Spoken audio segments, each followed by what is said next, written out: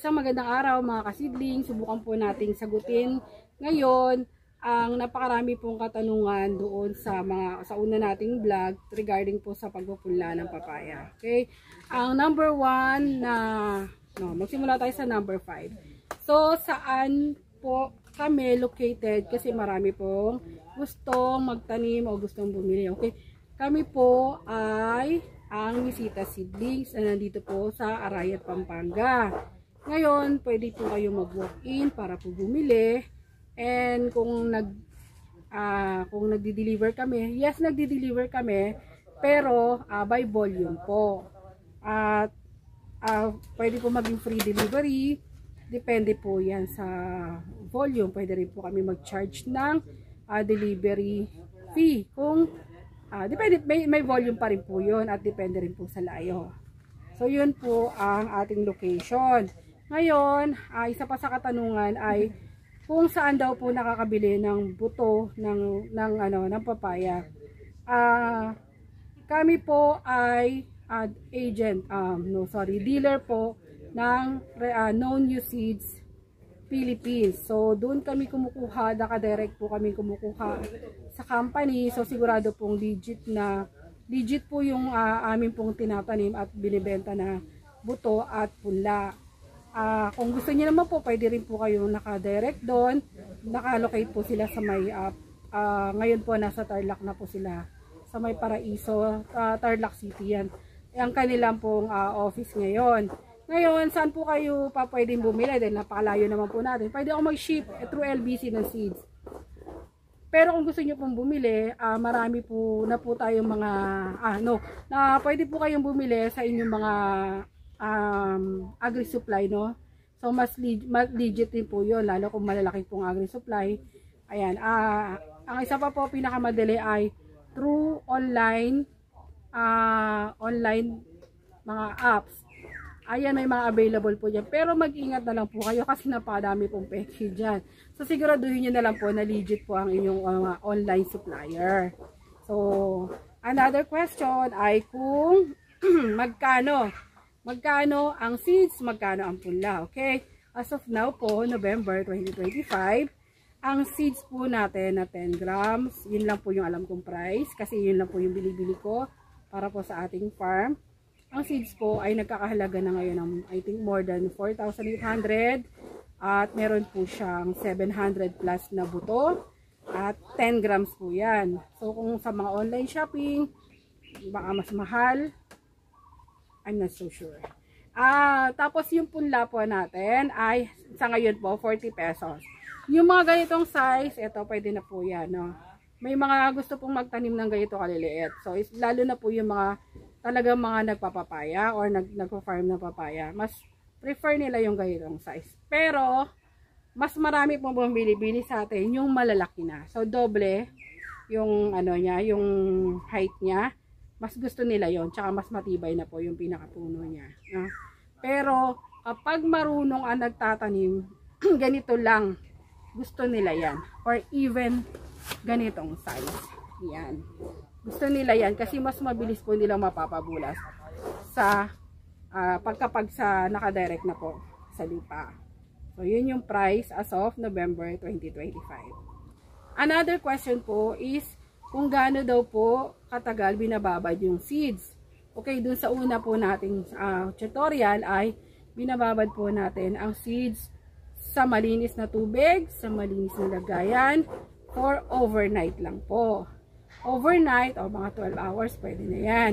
And then, kailangan nyo siyang i-drain, kailangan nyo siyang i-towel dry, bago po ninyo balutin sa nakapiga po na tela. So, yung tela kailangan malinis.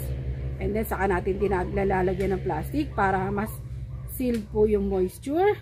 And then, I think after 3 days, pwede nyo na silipin kung pumutok na po yung kanyang seed. So, kailangan po natin talaga yung sa una po natin binababad po talaga natin para po mas madali pong makalusot yung mas madali po siyang pumutok. Yun yung term na ginagamit natin para po kapag yung bumubuka yung seeds niya para lumabas po yung initial na ugat.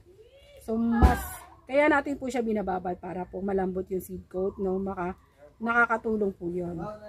Pwede naman din po, then, yun na, after 3 days ng pagkakabalot, silipin nyo na po yan. I-monitor nyo na kung bumuka na yan. Once na bumuka na po yan, itanim nyo na, no? Yung nagiging problema ko dati is, pinapagugat ko pa. So, yung nangyayari, kumakapit yung ugat doon sa tela, nahihirapan na akong tanggalin. Nagkakaproblema na ako, napuputol na siya. So, pag buka pa lang niya, pwede nyo na itanim. Then, another tip sa pagtatanim, initial dilig lang. Okay? Kapag initially nadiligan nyo na, ilagay nyo na yung buto, tapos i-cover nyo lang po ng lightly. So, kung ano yung size ng buto, ganun din lang yung thickness ng pang-cover niya. Kasi po, para hindi po siya mahirapang lumusot. Isa sa nagiging problema po talaga yan, yung kapag malalim o hindi tama po yung depth ng pagtatanim. Kapag masyadong malalim, okay, nahihirapan siya lumusot. Bago pa siya mapunta sa ibabaw, pwede na po siyang mamatay, malunod, no? Matunaw. So, isa yun, lalo kapag laging dinidiligan. So, isa yun sa dapat iwasan. Especially, critical po yan kapag papalusot pa lang yung punla, no? Kailangan tamang-tama lang yung dilig, no? Tamang-tama lang yung moisture ng lupa nyo. Hindi siya pwedeng laging basa. Pwede naman din po na naka-direct CD, no? Hindi nyo na po ibababad. Pero, papakita ko po sa inyo yung disadvantage ng kapag naka-direct CD. So, meron po ako ditong ginawa, dinirect ko siya. Kasi maganda po yung ang alam ko po ay maganda po yung germination ng seeds na yon bago yung pagkakabili ko sa kanya. Kapag ganoon, pwede naman po direct. Pero ipapakita ko yung disadvantage po, no? Ito yung atin pong pinula. So pansinin nyo na lang po, no? Napakarami niya pong palya. So isa yan sa nagiging problema kapag direct seeding. Hindi lalo kapag kapag hindi masyadong nabantayan, no? Ang pag-aalaga. So, makikita nyo huli, no? Hindi katulad ng binabad. Makikita nyo, ang itatanim nyo kasi kung ano yung pumutok, sabay-sabay. So, makikita nyo may mga umahabol pa. Ayan. Ito, itong area na to. Ito. Ayan, ito po. Umahabol pa siya. So, hindi pantay-pantay. And then, marami rin po ang hindi tumutubo. So, yan yung isang disadvantage. Napakaganda talaga kapag binababa din po, tapos sinaantay yung umutok sa mo siya itanim. So, medyo uniform din yung pagkakatubo niya. Ganitong age po, no, nire-repat na natin. Huwag nyo masyadong patagalin kasi nangyayari dyan. Minsan, namamatay na lang siya dyan. So, ito yung yung pag-repat natin, which dito po maglilid po yung isa po sa pinaka-common na question doon po sa tutorial ng ating papaya. Ano po yung ginagamit nating soil media para sa ating papaya. Okay, ang soil media po na ginagamit natin, dito po sa atin, no, ang ginagamit po talaga natin ay coco peat, organic soil, peat moss, and sometimes hinahaluan po natin yan ng carbonized rice hull kapag may carbonized rice hull tayo. Kasi minsan nagluluto tayo ng pula, minsan ginagamit natin ay ang rice hull. So, yung pinag-ulingan nun, nilalagay natin, napaganda po. Pero ngayon, sobrang hirap ng ipa. No, gumagamit na lang tayo ng kung ano ng mga kahoy-kahoy dyan. Pero, yung pinakabo niya, sinasama pa rin natin. Pero yun nga, rice hull, napaganda niyan. And kailangan po yan, sterile po ang lupa nyo. Kami dito ay niluluto po namin ang aming pong lupa para sigurado pong patay ang bakterya. So, kailangan nga po ay niluluto po natin ng ating pong para sigurado po na walang microorganism na makakasira po dun sa punla natin. And at the same time, binabawasan nyo yung pagiging acidic kasi ng soil media natin. Yung coco peat po kasi, sinasabi lang may acid o maasim, no? Nagpapabagal po yan sa paglaki po ng punla. So, kapag niluluto mo siya, nababawasan yung pagiging acidic ng coco peat. So, malaking tulong siya. So, kung halimbawa po na wala po kayong mga kung halimbawa po naman na hindi po available sa inyo yung mga sinabi ko po na ginagamit namin dito, ano pa po yung inyong pwedeng gamitin? Okay? Ang pwede nyo pong gamitin ay loam soil, At haluan nyo po ng, ng compost. Kasi yung compost naman po ang magbibigay ng buwaghag sa inyong lupa. Tapos pwede nyo rin po yung haluan ng konting buhangin. Konting-konti lang po. Like maybe 5 to 10% ng inyo pong soil media. Kung kaya nyo po, pinaka the best po dyan ay i-sterile rin po ang inyong gagamitin. Kasi ang punla pong papaya ay napakaselan po niya, no? Madali po yang matunaw, madali po yang mamatay. Lalo na kapag hindi maganda ang lupa. So, isang malaki po talagang factor na gagamit kayo ng maganda pong soil media dahil dyan po nakasalalay ang buhay ng inyong punla, no? Compost, pwede kayong gumamit ng carbonized rice hull, may konting abo, ipa, pwede rin po yan, basta po composted na. Kasi pag hindi composted, yung sinasabi nila na mainit, no? Kasi magde-decompose pa nga, so may init siya sa lupa. Posibleng manilaw po yung inyong punla. Ano pa po bang mga pwede nyo? Mga tuyong dahon, composted din.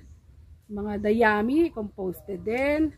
So kung wala lang naman po yan. Pero kung meron kayo, mas mainam po yan. Pwede rin po kayo bumili sa online shopping. Medyo maselan po talaga yung, yung papaya. So dahil mahal na po yung buto, pinaka the best po talaga is bumili na rin po kayo ng inyong soil media para makasigurado na po kayo. So yan po ang isa sa pinaka common po yan. Another ano pa po pala. Ito po isa rin po sa pinakamadami nagtatanong. Sigurado daw po bang babae ang papaya na tinatanim natin, or yung or isa pang question is kung paano mapipili yung babae, no? Kung dito po sa atin sigurado pong babae o sigurado mamumunga po yung papaya natin, depende na lang po yan sa pag-aalaga nyo. Kasi po ang atin pong tinatanim ay Red Lady Papaya F1 hybrid na po yun. Sinisigurado na po nila yan na lahat po ng ay babae, o meron pong tinatawag na bakla. Yung bakla po yun yung pahaba yung bunga, which is napaganda po yan, pahinugin. Tapos yung isa naman pong klase niya ay biluga naman po. So sa isang ban po yan, sa isang pack po yan, pareho pong Red Lady yon. Hindi na lang po talaga natin mapipili kung ano po yung bilog at ano yung pahaba. Magkakahalo po yan. Yan, dito may mga bilugan dyan, may mga pahaba po yan. At minsan sa isang puno, magkahalo yung bilog at pahaba. So, kung ikaw ay nagbibenta ng panggulay, syempre habol mo yung bilog. Kasi yun yung mabenta sa mga pangtinola, pangatsara.